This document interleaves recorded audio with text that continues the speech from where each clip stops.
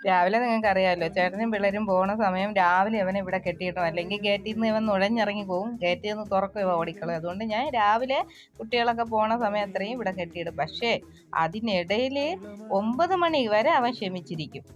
പിള്ളേരെല്ലാം പോയി കഴിഞ്ഞാൽ പിന്നെ ഒരു വിളിയുണ്ട് ഇവിടെ. അവൻ പിന്നെ ഒരു വില്ലനും ടെററുമാണ്. അത് കഴിഞ്ഞിട്ട് ഇന്ന് മൂത്തയാളിന് എക്സാം ആയതുകൊണ്ട് ഇന്ന് ലീവാണ്. എക്സാം തുടങ്ങി. ഇളയ ആൾക്ക് ഇന്ന് ആനിവേഴ്സറി. അപ്പം അവർ സിനിമാറ്റിക് ഡാൻസ് ആണ് കളിക്കാനായിട്ട് പ്രാക്ടീസ് ഒക്കെ ചെയ്തത്. പക്ഷേ ടീച്ചർ പറഞ്ഞ് ആദ്യത്തെ ഫസ്റ്റ് തുടക്കം നിങ്ങൾ കളിച്ച, അവർ ജില്ലയിൽ പോയി കളിച്ച തിരുവാതിര തുടങ്ങി വെക്കാമെന്ന്.